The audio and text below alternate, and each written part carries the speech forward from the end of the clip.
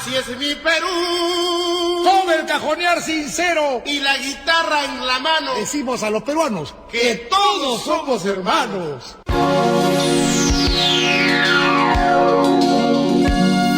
Para el Perú y el mundo, te brindamos la programación total 24/7 con Radio Rocola y Radio Bamisa TV. ¿Para qué más?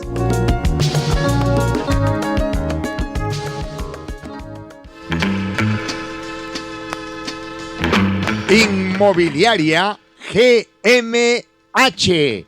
Asesoría en compra y venta de casas, terrenos, departamentos. 20 años de experiencia, garantía y buen servicio. Inmobiliaria GMH. Teléfono 980-657-394.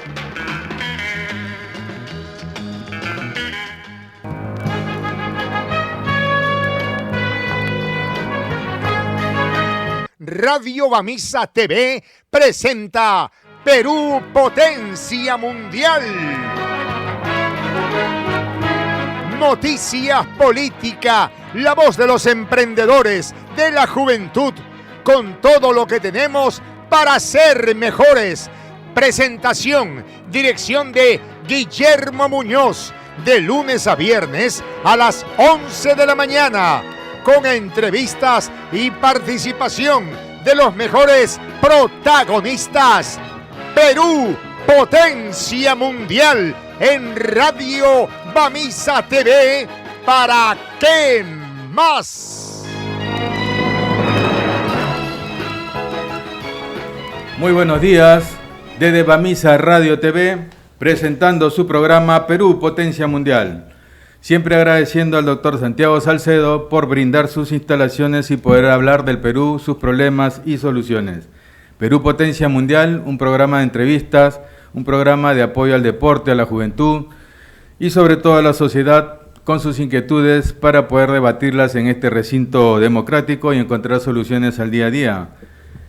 El día de hoy tenemos nada menos un invitado muy especial presentando el libro Análisis político del día, perspectivas globales y locales, una mirada profunda a la actualidad, nada menos que el doctor Álvaro Fernando López Carzola, asesor de Derecho Parlamentario en el Congreso de la República y también magíster y especialista en Ciencias Sociales. Doctor, tenga usted muy buenos días. Hola, muy buenos días, don Guillermo. Gracias por gran saludo. Por la visita y poder hablar del libro que está presentando. Al parecer muy interesante. Cuéntenos cómo así se inspiró en hacer el libro. Bueno, esta es la cuarta publicación. Mira.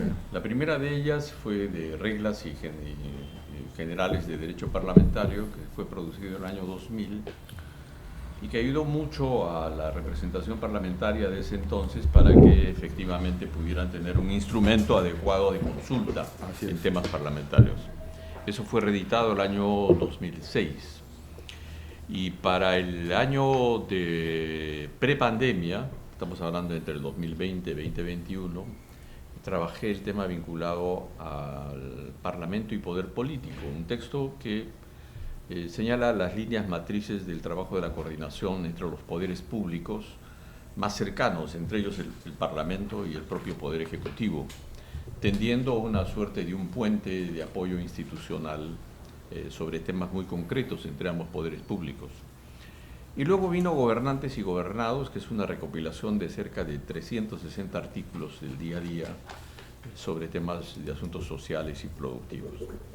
El presente tema, vinculado al análisis político del día y perspectivas globales y locales, recoge una metodología muy especial que la estábamos comentando. Así es. La primera de ellas, que es todos, cuando leemos los diarios o queremos estar interesados en políticas del día, vemos los titulares de los medios. Y al ver los titulares de los medios de comunicación masiva, vemos la repetición de algunas noticias indudablemente interesantes.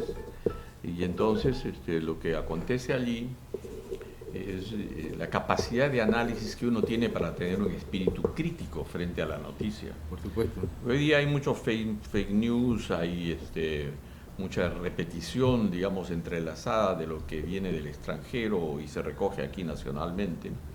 Y no tenemos, digamos, una fuente propia de análisis que pueda surgir un camino adecuado de observación, de análisis y espíritu crítico para la formación de nuestros cuadros de asesores a nivel de la gesta pública, o la formación de asesores a nivel de la gesta parlamentaria, o la vinculación entre asesores y técnicos y proveedores de gesta pública entre el Poder Ejecutivo y el Parlamento. Entonces, esta capacidad de análisis hace posible que al señalarse del que el día a día, usted va a ver que hay 2, 3 titulares que se repiten, en el argot criollo del periodismo se señala esa es la pepa del día. Y con esa pepa del día se trabajó día a día durante aproximadamente 217 días, 217 comentarios que los tiene usted aquí, expresado en 587 páginas. ¿De qué trata los temas? Tratan del correlato del día a día, de la noticia del día que debe mantenerse y tenerse vigorosa con un análisis especial. Los días pasan y no nos sometemos a un análisis por lo vertiginoso que es el día a día. Entonces, pero estos hechos que se tratan en este texto se repiten año a año. Así, ¿no? Tanto en temas sociales, en temas productivos, en temas parlamentarios, en temas constitucionales. Y lo que se trata es tener una mirada cercana para ver qué recomendaciones se dan para que los hechos que son malos no se vuelvan a repetir y los que son buenos sean edificantes en la construcción del mañana. Y esto se llama dos novedades, ¿no? El feedback que usted propone diariamente o por cada caso en la mejora de esta excelente, cosa que no se practica, pues, ¿no? Exactamente. Y es un tema bastante penoso en el caso de las repeticiones de cosas negativas. Así es. Y también felicitarlo por esta metodología de la investigación, digamos, de recoger a diario los temas como data, ¿no? Exactamente. Perfecto. Y además es una suerte de una demostración palpable de que es posible que asesores en gesta pública, en gesta parlamentaria, puedan hacer este trabajo. Excelente. Entonces aquí tienen un modelo, un ejemplo, un manual probablemente, una guía instructiva de qué manera pueden ellos practicar este tema para los alcances necesarios de puntualizaciones concretas y que están comparadas con derecho comparado, están comparadas con derecho constitucional, están comparadas con sentencias del Tribunal Constitucional, incluso en algunos temas de naturaleza y connotación eminentemente jurídicos, ¿no? Es un trabajo tipo prototipo que se realiza en el Parlamento y que también se realiza en el Ejecutivo. Yo soy asesor del actual ministro de Salud y he tenido el gusto de que el actual ministro Juan Carlos Velasco prologue este libro. Y hay una nota introductoria que la realiza el señor ex viceministro de Justicia, un ex alumno mío del Colegio de La Salle, el doctor Ernesto Lechuga, que actualmente también es asesor principal de una bancada parlamentaria. De manera que desde el inicio del prólogo y la nota introductoria tiene usted una relación entre el Parlamento y el propio Ejecutivo, ¿con miras a qué? Con miras a que el próximo gobierno que se instale a partir del 28 de julio pueda permitir también un diálogo permanente en temas de que puedan ponerse de acuerdo tanto el Poder Ejecutivo y el Parlamento. Por ejemplo, una agenda parlamentaria discutida entre el Parlamento y el Ejecutivo. Eso había antes. En estos últimos 5 años no ha existido eso. Sí. Entonces es muy probable que en temas centrales, como decirle, temas de reducción de la anemia, tienen que ponerse de acuerdo el Parlamento y el propio Poder Ejecutivo. En lucha y combate contra el narcotráfico, tienen que ponerse de acuerdo. En tema de la inseguridad permanente, terrible, que amenaza todos los días y nos amenaza todos los días, tiene que haber medidas en las cuales se pongan de acuerdo el Ejecutivo y el Parlamento. De manera que en temas vinculados a lo que es la corriente del niño, esos temas que son cruciales, allí no hay bandería política.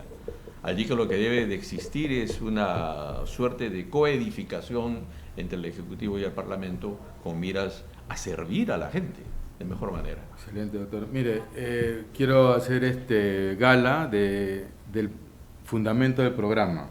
Como usted verá, se llama Perú Potencia Mundial. Esto significa de repente un título, digamos, del día a día, ¿no? Pero acá tenemos un fundamento que es los principios y la aplicación de los principios y valores de la ética y la moral, que es el fundamento para que el Perú llegue a ser una potencia mundial. Sí se puede, siempre que se aplique los principios, como le digo, de la ética y la moral, cuáles son la actitud, la valentía, la ciencia, la tecnología, la eficiencia, el ahorro de tiempo, dinero, la creatividad y toda acción camino al desarrollo, la justicia y bienestar social. Viva el Perú. Muy bien. Gracias. En este tema transversal, nosotros decimos, ¿qué usted opina de los mejores análisis que ha hecho en este libro y también la aplicación de temas de ética y moral? Bueno, hoy en día eso tiene una repercusión enorme en el gran sentido de asumir un nuevo gobierno. Y el tema de la ética va de la mano con la función pública, tanto a nivel de los poderes públicos señalados, el Poder Ejecutivo, como también el propio Parlamento. De manera que nosotros entendemos de que el mejor veedor del tema ético y moral en el país va a ser evidentemente el nivel de participación de la comunidad. Eso. Son los mejores veedores públicos. Así es. Y esperemos... Y ya está demostrado con la toma de la Bastilla. Bueno, y esperemos que evidentemente ese tema de un riguroso control, no solamente por la Contraloría General de la República, la Defensoría del Pueblo, que de alguna manera controla la administración pública en el Perú, el control político y fiscalizador del Parlamento, que se va a realizar ahora con el nuevo sistema bicameral, coadyuve muchísimo a esa impronta de tener un país realmente edificado, pero con bases éticas y morales que contribuyan a un mejor destino promisor del país, ¿no? Excelente, doctor. ¿Y podría usted contarnos alguna anécdota de este libro que ha confeccionado y algunos temas relevantes que se acuerde usted? Diríamos, de temas así más álgidos. Hay 4 vertientes en el libro, ¿no? Uh-huh. que son vertientes repetitivas que se dan en consonancia a los tiempos que nosotros estamos viviendo. En materia internacional, tiene usted 2 temas centrales. El primero de ellos vinculados al nivel de Venezuela y vinculado también a la posibilidad de que la ciudadanía venezolana pueda insurgir en defensa del ordenamiento constitucional. Y esto se dio, estos apuntes frente al tema venezolano, se dio meses antes de la irrupción de los Estados Unidos en Venezuela. Uh-huh. Y hoy día estamos viendo este tránsito agónico hacia la democracia que debe de darse y debe de respetarse. Si no, caso contrario, el pueblo venezolano tiene derecho a insurgir en defensa del pedido al unísono que existe de ir a un nuevo proceso electoral. Segundo lugar, hay un tema vinculado al afán de la espiritualidad en el mundo entero. Cuando culminaba el periodo de Francisco, advino la elección del Papa León XIV, Papa peruano por la consistencia, por la consideración y el espíritu y la égida de trabajo apostólico que hizo en el Perú, ¿no? Un papa misionero que se dedicó a justamente allanar el camino del apostolado en beneficio de los demás. Eso fue mirado muy bien por los cardenales en el Vaticano y encontraron la posibilidad de un recambio, y creo que hicieron muy bien en ubicarlo bajo la égida también y la bendición del Espíritu Santo la elección de este Papa. Y este Papa peruano lo vamos a tener próximamente, entre el mes de noviembre.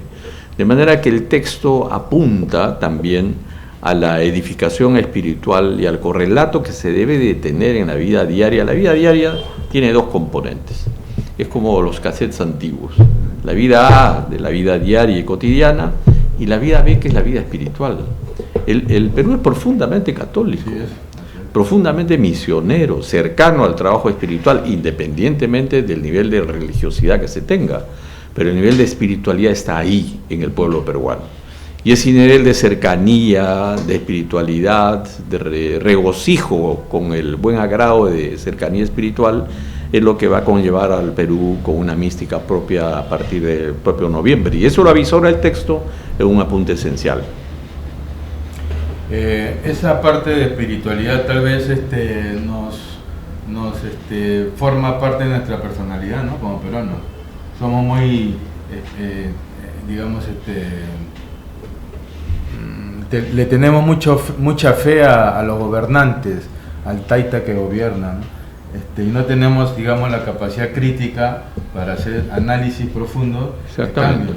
Exactamente, tenemos fe, optimismo, dinamismo, cercanía espiritual y evidentemente pedimos por nuestros gobernantes, siempre lo ha sido así. Imagínense cómo es de laudable el pueblo peruano cuando en el mes de octubre está el Señor de los Milagros y se acerca a los poderes públicos, justamente al Parlamento, y pasa también por la propia Catedral de Lima, o la Virgen del Carmen, cada 16 de julio, igualmente. Somos eso, el prototipo de este mestizaje que tenemos, que ha inaugurado después de tantos años, después de la conquista, ha venido un pronunciamiento cabal del regocijo cercano con la religiosidad popular también, y la religiosidad andina.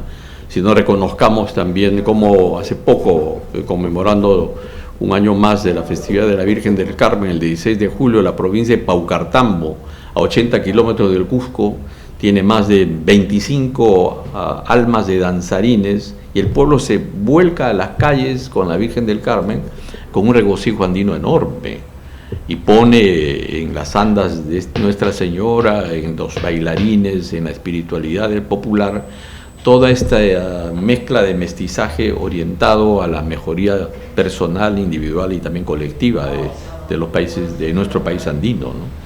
Bien, la pregunta va también por lo que Perú potencia mundial. Siempre analizamos estos temas a profundidad y vemos que el factor fundamental pues es el tema de la corrupción. 25.000 millones de soles al año en corrupción a nivel nacional, según la Contraloría. Entonces, aplicando estos principios que usted lo menciona muy bien, ¿no? El tema espiritual, vemos pues que debemos hacer ya la modernidad, un cambio de propuesta tipo ya en la parte de espiritualidad, tipo ya digamos Baruch Spinoza o el calvinismo, ¿no? Estos principios de fomentar más la ciencia en temas ya de combinadas a la religión. Alguien señaló, sí, claro, reclamo. claro. Hay una corriente en la sociología alemana y una vertiente interesante también en el Perú, he hablado con muchos de ellos, en el sentido de que hay una suerte de posibilidad de un camino en el cual las corrientes políticas puedan hacer de que se espiritualice la política. Nosotros estamos desespiritualizando la política. Hay que saber espiritualizar la política. Hay que saber agradecer a Dios lo que el contenido de nuestra representación, sea parlamentaria o desde el Ejecutivo. Pero normalmente no lo hacemos. Y hay que merecer un estudio antropológico para que nuestros gobernantes que ingresan a ser parlamentarios, diputados, senadores de la noche a la mañana, dejaron de ser los seres humanos comunes y corrientes y lastimosamente mantienen lejanía con la población. Creo que eso no es bueno. No es bueno en la medida que estamos viendo los resultados también de este último Parlamento, ¿no?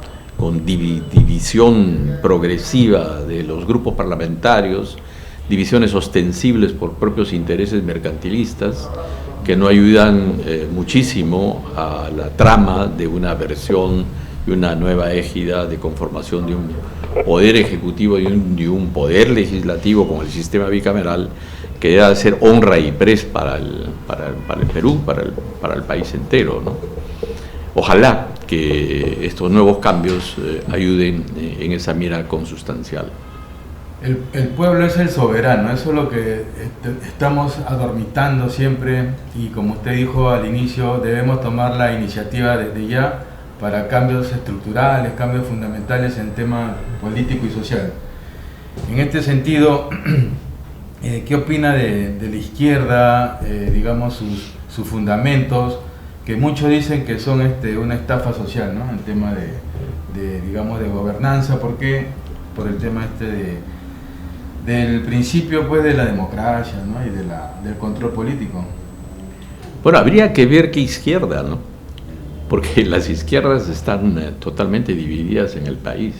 No, lastimosamente, para el tema del debate público, no existe ahora la tendencia de decir yo soy comunista. No lo dicen.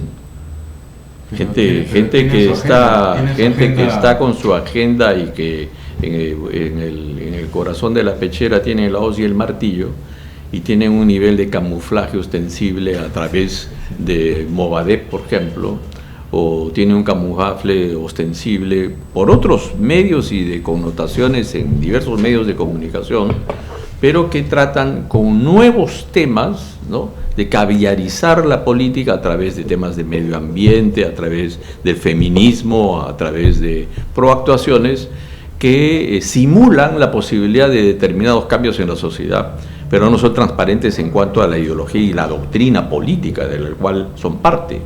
Ellos son parte del marxismo, leninismo, maoísmo y pensamiento sendero luminoso, pero no lo quieren decir. Entonces, la idea está que a través de análisis político del día, de perspectivas globales y locales, podamos desnudar evidentemente esa circunstancia y ese don supuestamente atávico que lo tienen, y defender a la sociedad y a la institucionalidad democrática del país. ¿Usted está de acuerdo que la razón hay que imponerla en temas públicos? Porque si no se lucha con esta introducción que acaba de hacer usted, llegaría pues el mal al gobierno. Mire, en el ejercicio gubernamental usted tiene que defender los principios de políticas públicas desde el saque. Y no puede tener medias aguas o medias vertientes. Me dicen, no, pero la población va a reclamar, etcétera. Puede reclamar en un momento determinado. Yo recuerdo mucho cuando hubieron los cambios necesarios que tenía que realizar en el país para derrotar tanto al terrorismo como también para derrotar el proceso inflacionario, que era terrible, no solamente en el Perú, sino en Latinoamérica. Entonces se hicieron y se dieron medidas extremas en un primer momento, pero que sí, la población surgió con un nivel de participación total porque no quedaba otra visión. Igualmente es hoy día.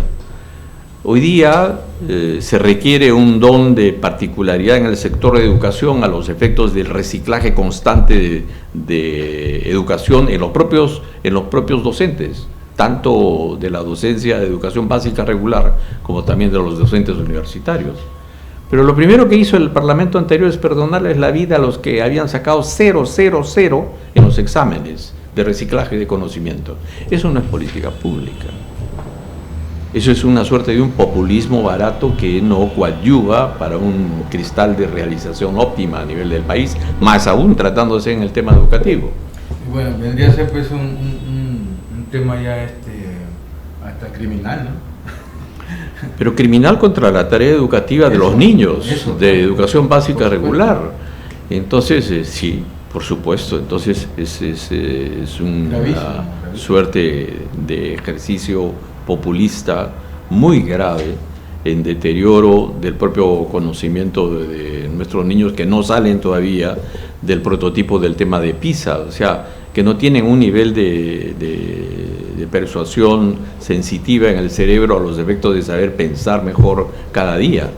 ¿Pero por qué razón también? Porque a nivel del sistema de salud pública tenemos que inducir con mayor fuerza y vigor el tema del combate a la desnutrición infantil y la anemia.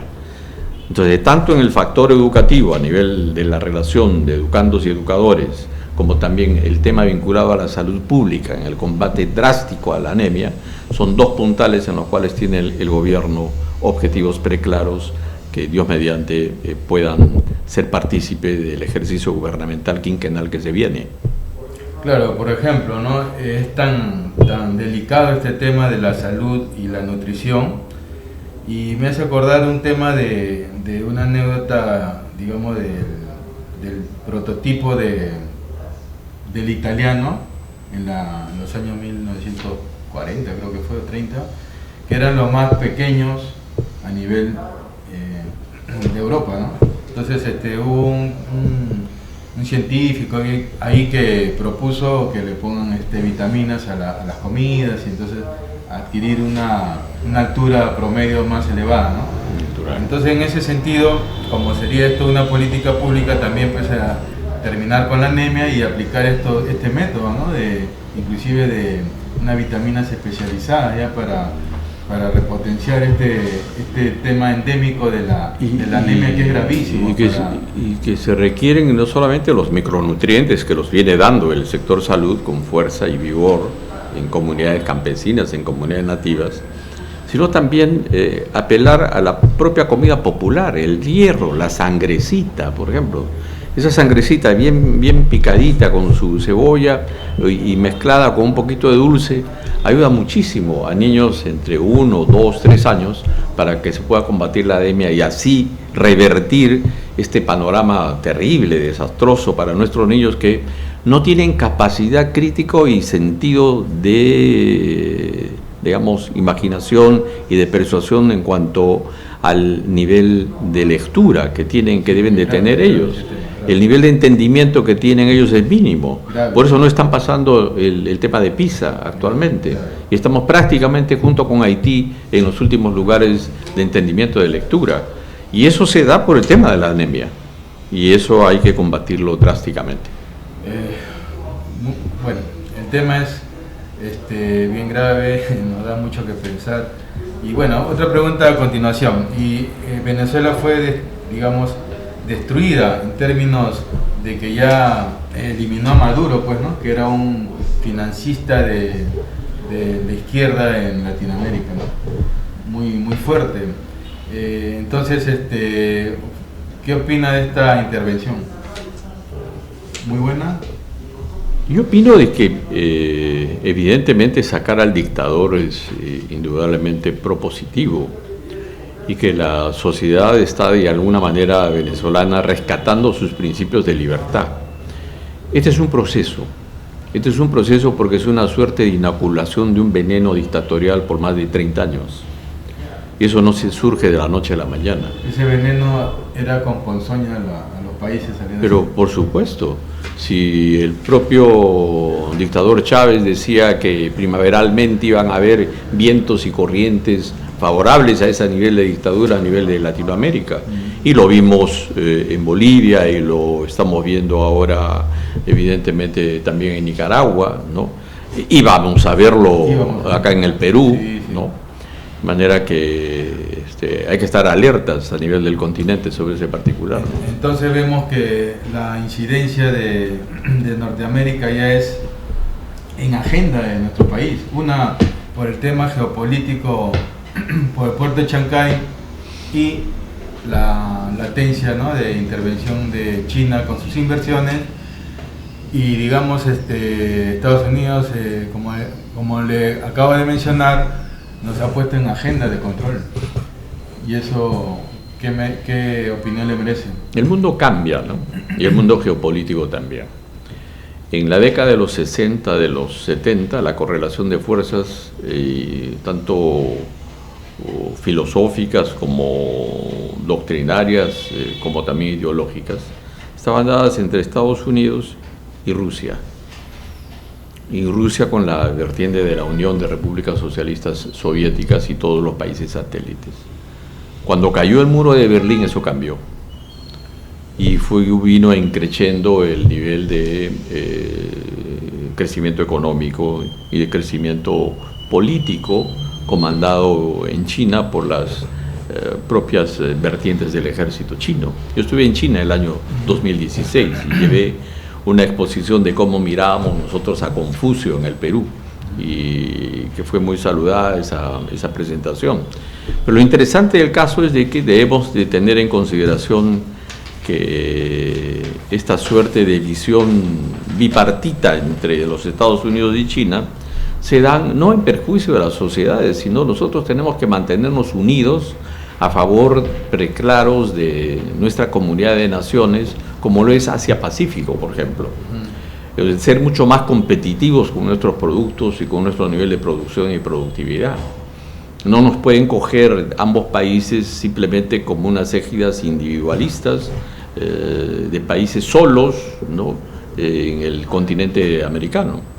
Yo creo que el presidente García tuvo una visión extraordinaria cuando indujo, popularizó y se recreó el tema vinculado a Asia-Pacífico con la unión de nuestros productos a nivel de Perú, de Chile, de Colombia y de México, por ejemplo. Entonces, eso ha mantenido un nivel de crecimiento económico de esta parte comunitaria de naciones que brindan sus propios productos al exterior y al mismo tiempo también perciben productos del exterior importándolos hacia cada uno de nuestros países. Y el correlato de esto es un mejor intercambio de naturaleza comercial.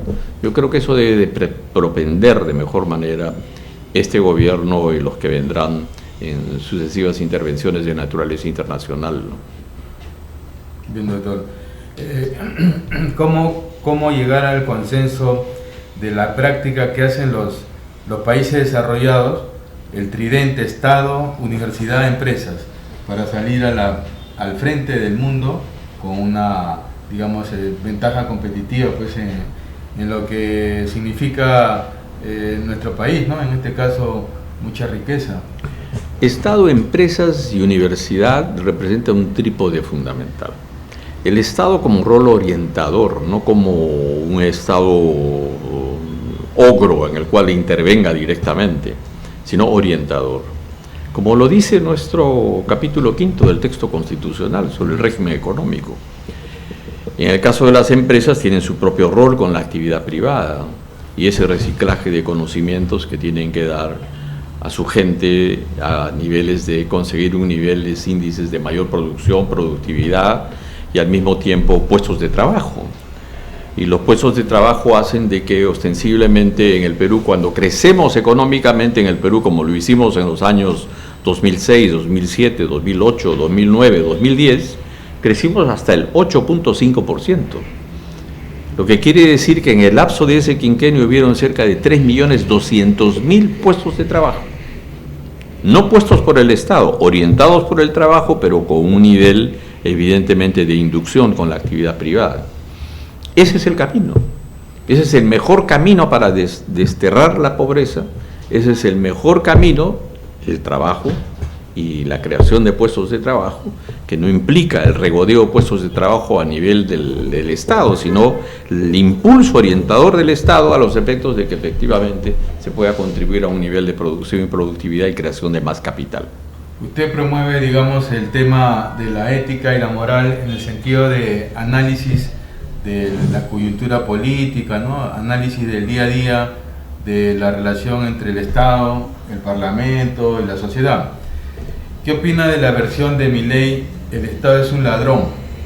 Teniendo acá presente también el despilfarro que acaba de hacer el Congreso, ¿no?, con el tema presupuestal, y en el tema de universidades. Bueno, es un tema también que criticamos acá, igual que a los colegios profesionales, ¿no?, de que no aportan, digamos, un norte para el mejoramiento del Perú. Las universidades también nacionales, sobre todo, son un cúmulo de burocracia y, digamos, no sé, digamos, un tema de estar bien, ¿no?, con el trabajo, el sueldo bien remunerado, y ese es un tema que no contribuye más que al tema de adormitar el tema del desarrollo. ¿Qué opina usted sobre este comentario? Mire, yo Milei, por ejemplo, disculpe, ¿no?, la cifra de la Universidad de San Marcos, hay no sé, como 20.000 profesores, creo, o algo así, o 12.000, pero es un número bastante grande y radica, pues, en una conveniencia, ¿no?, de un grupo de profesores que mantienen su estatus, nada más, ¿no? Es una crítica observable. Comencemos por el señor Milei, ¿no? El señor Milei llegó al poder con una suerte de cliché de naturaleza política, porque el Estado argentino se convirtió en una suerte de ogro filantrópico. ¿Qué cosa es el ogro filantrópico? Es una obra muy bien dada por el mexicano Octavio Paz. Léalo, es muy interesante. El ogro filantrópico de Octavio Paz. Y Argentina se convirtió en eso, en el ogro filantrópico. Se convirtió en eso porque hubieron las incidencias del populismo barato a nivel de la ejecutoria pública. Si no, veamos cómo están sus expresidentes hoy en día, o están perseguidos por la justicia o están encarcelados, ¿no? Ahora, nosotros... Acordarnos de la señora presidenta Kirchner, le han quitado 200 casas y 500 millones. Bueno, para que vea usted, es el ejemplo clarísimo del logro filantrópico. El logro filantrópico a favor del bolsillo de la presidenta. De manera que llegó con ese cliché en la campaña, pero yo pensé de que efectivamente iba a reorientar el Estado en un sentido mucho más protagónico en cuanto a la reducción del proceso inflacionario en Argentina. Y creo que lo que le falta a Milei es decisión de naturaleza política y mirar con mayor cercanía a lo que ha trabajado el Banco Central de Reserva en el Perú en los últimos 20 años. Eso es lo que le falta, ¿no? Entonces, en cuanto a los colegios profesionales, los colegios profesionales han sido hasta la década de los 80 unos instrumentos vitales en cuanto a ejecutoria, digamos, no solamente profesional, sino también de repercusión comunicativa en favor de políticas públicas en el Perú. El Colegio de Abogados de Lima, por ejemplo, se llegó a convertir en una suerte de una corriente de opinión favorable y muy tocándose la puerta de esta institución por parte tanto del Parlamento, del Ejecutivo, porque el correlato era con tener juristas de nota que pudieran influir también en el perfeccionamiento de determinadas normas o normatividad en el Perú. Pero se ha venido deteriorando con el tiempo porque ha habido una suerte de politización al interior de los colegios profesionales y una suerte de mercantilismo al interior de los colegios profesionales. Miren lo que está sucediendo con las obstetrices.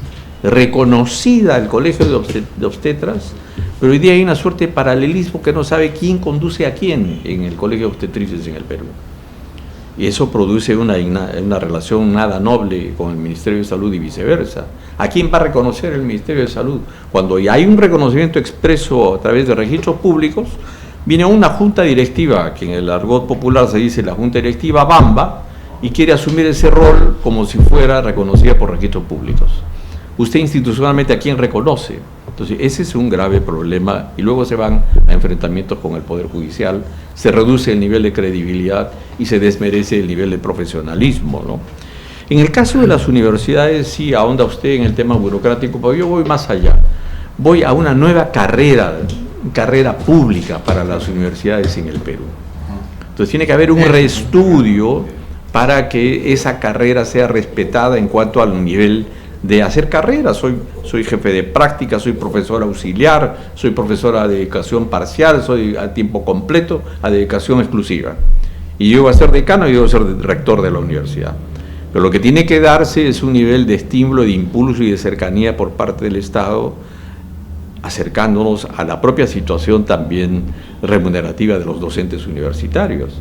La ley anterior, la actual, universitaria, que decía que de alguna manera los escalones de la jerarquía universitaria deberían igualarse a los de la carrera judicial, nunca se llegó a cumplir. Nunca se llegó a cumplir. De manera que hay contratados muy buenos docentes en la Universidad Nacional Mayor de San Marcos, de la que yo he sido parte como profesor contratado, pero tienen contratados 5 años, 10 años, 15 años, y no hacen carrera pública. De manera de que ahí creo que hay un buen propósito para un nivel de observar y reobservar metodológicamente el tema de la carrera universitaria. Entonces, mucho menos en aportar pues este tema de solución a la sociedad, ¿no? Que es lo que indudable debería ser caso de imitar a países desarrollados. A ver, Y la acoto con lo siguiente. dígame. O sea, el mejor sistema universitario en Francia es el sistema público. Los mejores docentes franceses están en el sistema público, no están en el sistema privado. El Estado costea presupuestalmente a las universidades públicas. Aquí los rectores universitarios tienen que venir a pasar el sombrero para que efectivamente puedan tener mejores instrumentos de investigación, de tecnología, a la orden del día con el avance de nuestras sociedades.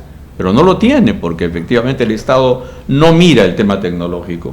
El Estado no llega a mirar la capacidad de ciencia y de cientificidad en las cuales tenemos íconos representativos enormes en nuestras juventudes universitarias. Viendo este círculo de excelencia, ¿qué opinas sobre la llegada de Pedro Castillo al gobierno? El nivel. Bueno, ese fue un nivel de decisión popular del país. Cuando llegó Castillo, entendemos que nosotros había una corriente popular muy interesante en el cual el trabajo preliminar que realizó él fue en cuanto a un trabajo preliminar político con sus bases educativas a nivel nacional. Entró en debate con el SUTEP y luego creó los SUTE provinciales. Al crear los SUTE provinciales, jugaba un rol protagónico este señor que era invitado al Parlamento por todas las tiendas políticas. Pasaron 2 años y después andábamos quejándonos de que habían creado realmente criacuervos y te sacarán los ojos, ¿no? Como que efectivamente ese cuervo que llegó quiso sacar los ojos a la democracia, a la institucionalidad. Entonces, eso acontece por, evidentemente, un nivel de ausencia de protagonismo de los reales y valederos partidos políticos. Se ha perdido lo que es la escuela pública, la escuela política de los partidos políticos. Grave. Un tema grave, ¿no? Y ya bueno, y digamos que en lo que es calidad institucional, casualmente usted propondría también una colegiatura para ser político, digamos un diplomado, una especialidad, por lo menos. Mire, el texto constitucional, si usted lo revisa en el artículo 2, predetermina lo siguiente, que toda persona es igual, tanto a nivel de sus pretensiones de naturaleza política, sexual, educativa. Todos somos iguales ante la ley. Muchas veces yo he escuchado en foros académicos en los cuales he participado y dicen, pero ese es un ignorante. Sí, pues, pero hay doctores con cartón que también son ladrones y rateros, ¿eh? Hay doctores que conozco, maestros que son también corruptos con títulos de maestría. Imaginemos algo dentro de la sociedad peruana, ¿no? ¿Cuántas comunidades campesinas existen en el Perú? ¿Usted sabe el número? No, señor. Bueno, las comunidades campesinas existentes en el Perú son aproximadamente 9.000. Las comunidades nativas, ¿cuántas comunidades nativas tenemos en el Perú? ¿Sabe usted el número? No, Le doy la primicia, 6.000 y pico. ¿Cuántos de esa representación de comunidades campesinas que no saben leer y escribir podrían estar sentados en el Parlamento y serían mejores representantes? Porque si saben manejar su comunidad campesina, si saben tener un rol protagónico fundamental con su comunidad nativa, indudablemente son líderes naturales de la población que han nacido su liderazgo al calor de las propias necesidades de su población. No han tenido la necesidad de ir a una escuela representativa, viajar al extranjero, conseguir su maestría o doctorado. Son sabios dentro del ejercicio de su ejecutoria de gobernanza. Y diría más, debería este sistema bicameral acaso empezar a pensar en que esos 9.000 comunidades campesinas y las 6.000 comunidades nativas tengan representación en unos asientos en la Cámara de Diputados y otros en el sistema bicameral peruano, el Senado. ¿Por qué no? Claro, en este caso tendríamos también que hacer un estudio de mercado en el buen sentido para ver cuáles son sus necesidades y también sus requerimientos, ¿no? No podemos, digamos, cambiarle la mentalidad regional. Ellos tienen un mundo, tienen una geografía y ellos deben ser orgullosos de esa circunstancia y crear pues el sueño peruano, no el sueño americano. Y entonces, ellos mismos deberían, si el Parlamento decidiera 5 representaciones para diputados para comunidades nativas y campesinas, ellos podrían armar, el sistema electoral peruano podría armar un nivel de elección entre ellos para que elijan a sus propios representantes. Podría ser. Si no, son mirados como lo que son mirados hoy en día. No son parte de esta nación peruana. Por hondos llegamos a juramentar el día 27 de julio como parlamentarios, pero sin ni un solo representante campesino. Ya, excelente, excelente. Claro, ellos podrían tener excepcionalmente pues un par de representantes por cada, ¿no? Por ejemplo. Excelente, muy bien. Por ejemplo. Un tema ya extraordinario. Pero bueno, la pregunta no escapa al diplomado y especialización de un agente, digamos, político en el tema de la calidad institucional, pues, ¿no? Porque no solamente se requiere también la parte, bueno, hay que sobresalir la parte técnica también, ¿no? Indudable, pero para eso, por ejemplo, los pero despachos... ¿Cuál sería el problema? Porque, mire, han colegiado, digamos, a los que de alguna u otra forma son, pues, los peritos, ¿no? Oficiales, también los agentes inmobiliarios, también los que hacen auditoría, ¿no? Entonces, claro. Una colegiatura no estaría de más. No estaría de más, pero sí hay que tener en consideración que esta es una representación política. Correcto. Política. Correcto. Y para las representaciones políticas, la Constitución lo que le dice son 2 prerequisitos: edad y punto, para tener la representación. Pero bueno, habría que mejorar en mi posición esta parte. Si se mejorara el tema de la representación de las comunidades campesinas y nativas, ahí le doy la razón. ¿Sabes por qué? Para que los otros que están occidentalizados lleguen con sus maestrías y doctorados o diplomados. Sí, doctor, lo que como pasa es que prerequisito. Claro, no vamos a entrar en controversia, solo es una opinión en el sentido de que existe una base científica, digamos, que la observación, ¿no? Entonces, si un representante anuncia el cierre del BCR y por emoción podría ganar las elecciones y cierra el BCR, o sea, científicamente no es viable, porque ya tenemos un ejemplo del vecino pueblo del Bolivia. Indudable. Entonces son temas, pues, inauditos, ¿no? Técnicamente. Exactamente, y ese señor fue ministro de Estado, fue parlamentario. El caso mismo de Alan García, en el primer gobierno, fue un desastre. ¿Por qué? Porque la fórmula del éxito no era lo que él planteó. En el segundo gobierno aplicó la fórmula del éxito, que son temas exactamente conocidos. ¿Ya? Cuando le hicieron esa pregunta al presidente García antes de la elección del año 2000, como preludio de su elección del año 2006, le hicieron una entrevista y le enseñaron: ¿y cuánto se pone el dote en su primer gobierno? Yo me jalo, dijo. Me jalo.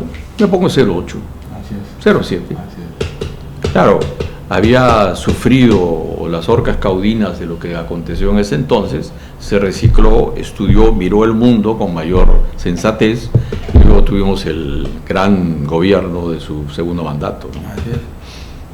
Doctor, ¿qué otro tema podríamos hablar en el tema, digamos, de economía, futuro del país, temas políticos?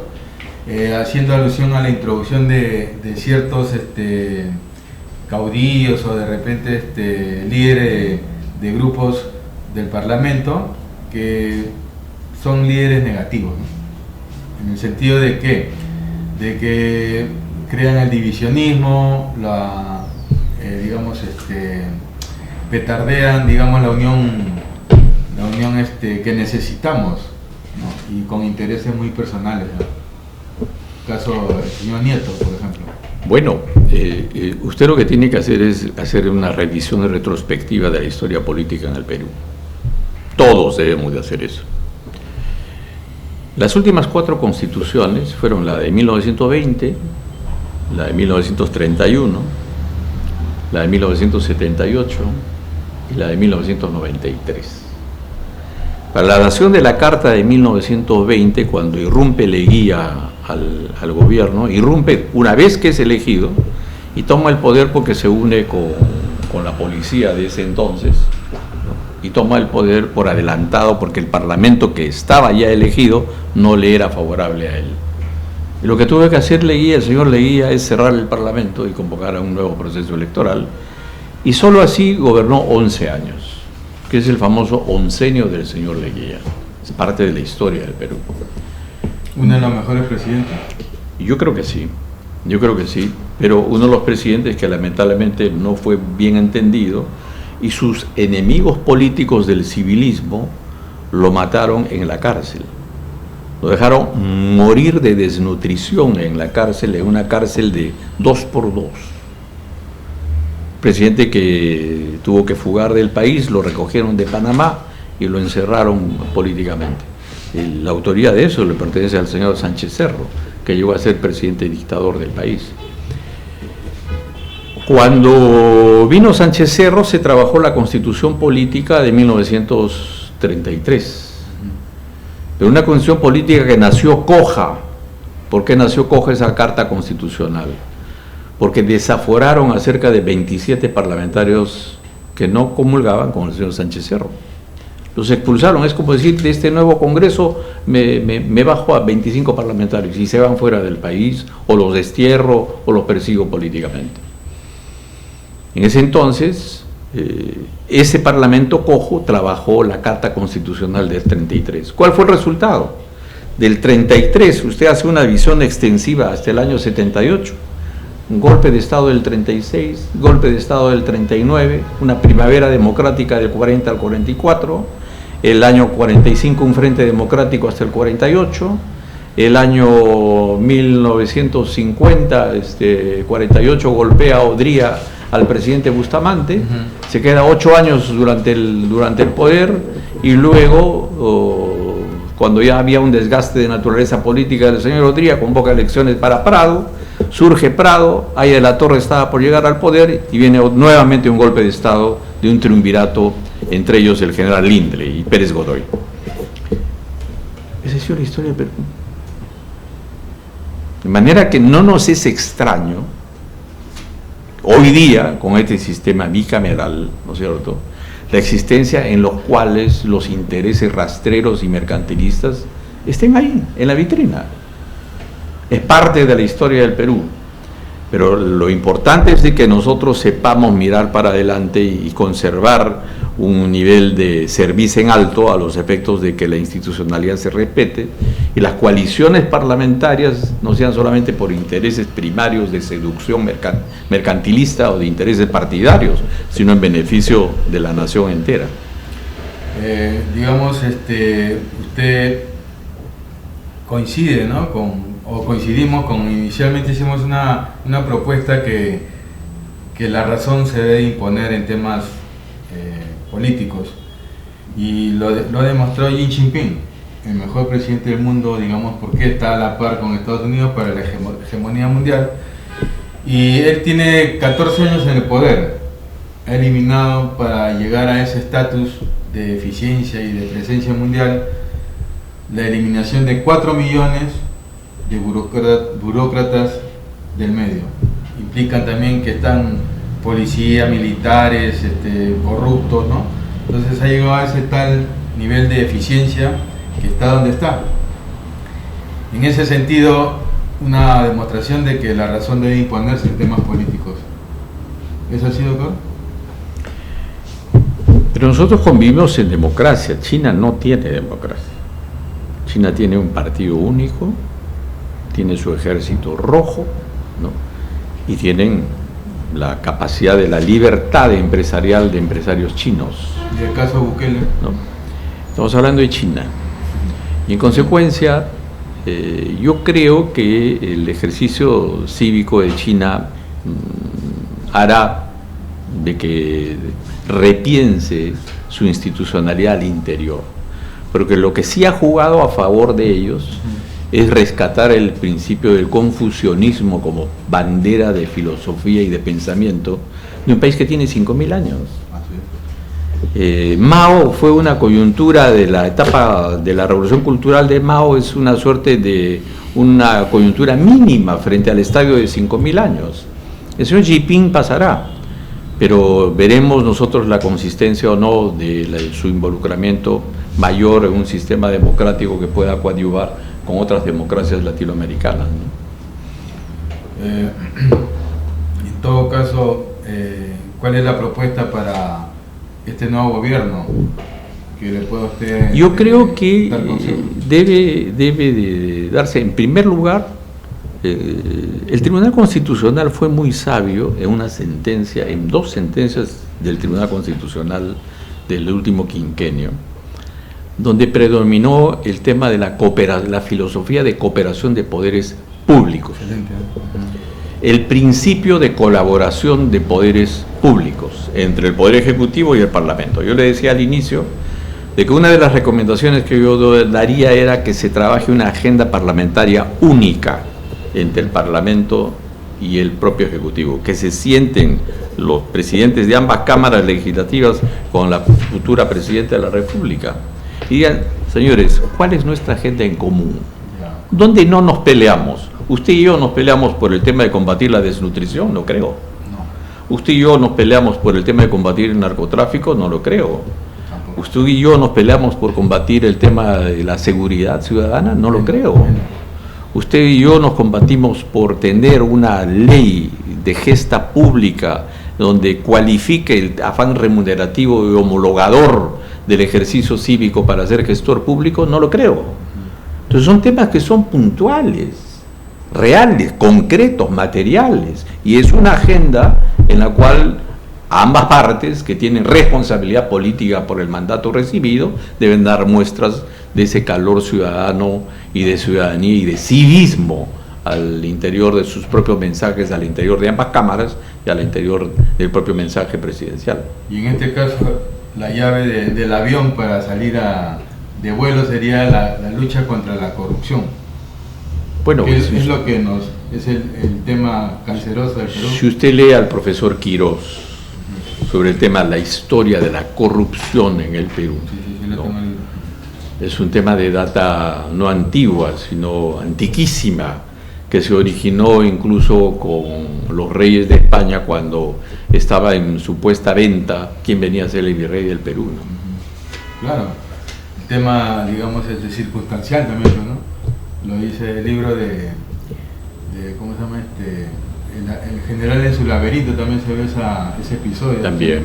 No hay quien gobierne y le da Exactamente. más simpático. Exactamente. Es cierto. Unos minutos para que usted haga un llamado a la sociedad para una propuesta que pueda hacer, y le tomo la palabra. Una de ellas es la representación de la sociedad civil para temas de la agenda nacional, y otra es de que, digamos, desde su perspectiva, pues, puede usted hacer un llamado general y también recomendar su libro. Sí, yo agradezco muchísimo la posibilidad de tener varios minutos concedidos en Perú Potencia Mundial. Gracias.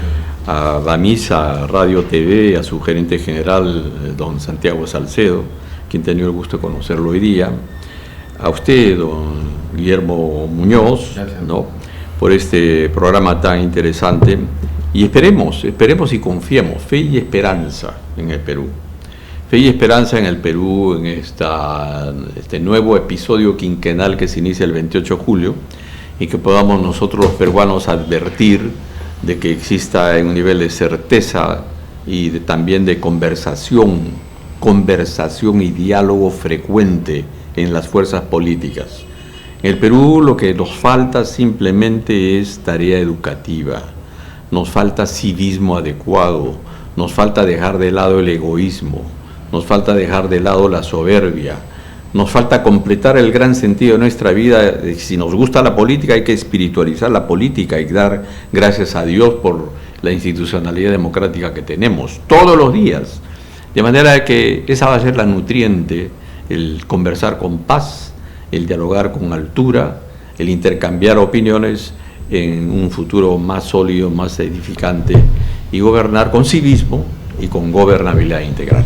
Muchas gracias. Ya, doctor, ha sido un gusto tenerlo en el programa. Excelente, el doctor Álvaro Fernando López Carzola, por su presencia y ilustrarnos en temas políticos y sociales. Desde Bamisa Radio TV agradecemos su presencia y su sintonía tanto en el Perú como a nivel mundial, ya que se dicta en directo vía Facebook y YouTube, ¿verdad, doctor? Y streaming. Gracias, doctor, por esta oportunidad y será hasta el día de mañana en directo en Bamisa Radio TV y su programa Perú Potencia Mundial. Un gusto. Muchas gracias.